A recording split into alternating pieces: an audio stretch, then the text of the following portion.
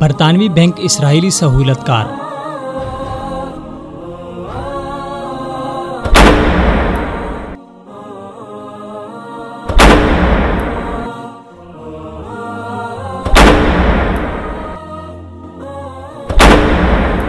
برطانوی high street banks مثلاً HSBC اور برکلیز فلسطینیوں پر اسرائیلی مظالم میں حصہ دار ہیں کیونکہ وہ ان کمپنیوں کو ادھار دیتے ہیں جو اسرائیل کو اسلحہ فراہم کرتی ہیں۔ فلسطینیوں کے خلاف اسرائیل کو اسلحہ اور عسکری ٹیکنالوجی فراہم کرنے والی 19 کمپنیوں اور برطانوی مالیاتی شعبے کے درمیان گہرے تجارتی تعلقات ہیں۔ ہتھیاروں کی اس مہلک تجارت کو نہ صرف برطانوی حکومت سہولیات فراہم کرتی ہے بلکہ برطانوی بینکس اور مالیاتی ادارے ان کمپنیوں میں حصص خرید کر اسرائیل کی عسکریت پسندانہ جبر میں حصہ لیتے ہیں۔ یہ بینکس ان کمپنیوں کو فوجی ٹیکنالوجی اور ہتھیاروں کی تیاری کے لیے قرضے کی سہولت دے کر اسرائیلی انتہا پسندی سے منافع کی صورت میں فائدہ اٹھاتے ہیں اور فلسطینی عوام کے خلاف اسرائیلی جرائم میں برابر کے شریک بنتے ہیں۔ BAE سسٹمز، جنرل الیکٹرک اور لاک ہیڈ مارٹن جیسی عسکری ٹیکنالوجی فراہم کرنے والی کمپنیوں میں ان بینکس کے 108 بلین پاؤنڈز کے شیئرز ہیں۔ HSBC بینک کے 831 ملین پاؤنڈز کے شیئرز ہیں جن میں F-16 لڑاکا طیاروں میں ہدف کے انتخاب کا ڈسپلے تیار کرنے والی کمپنی BAE سسٹمز میں 180 ملین پاؤنڈز کے شیئرز ہیں جس کے طیارے اسرائیل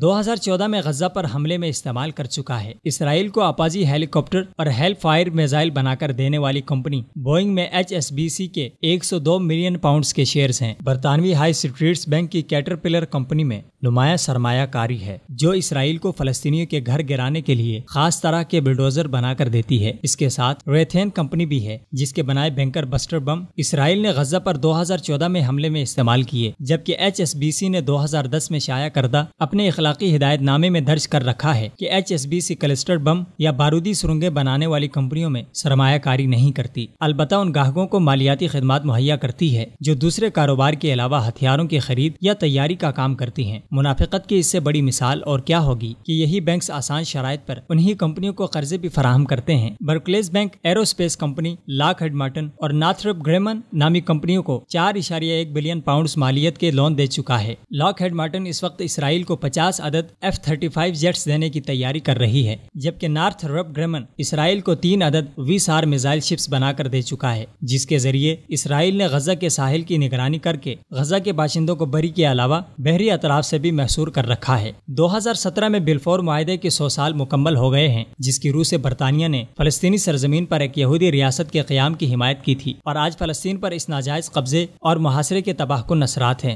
جس نے فلسطینیوں پر انسانی حقوق کی خلاف ورزیوں پر مبنی بدترین نظام مسلط کر رکھا ہے، اور لاکھوں فلسطینی شہری غربت و جبر کی زندگی گزارنے پر مجبور ہیں۔ اس ظلم و ستم میں برطانیہ کی حکومت کے علاوہ اس کے وہ ادارے بھی شریک ہیں جو اسرائیل کو کسی بھی قسم کی مالی، قانونی، سیاسی یا اخلاقی مدد فراہم کر کے انسانی حقوق کے اصولوں کی دھجیاں بکھیرتے ہیں۔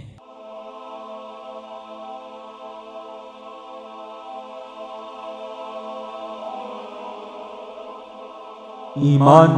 کی کرن، ہدایت کی شمع، وصال اردو۔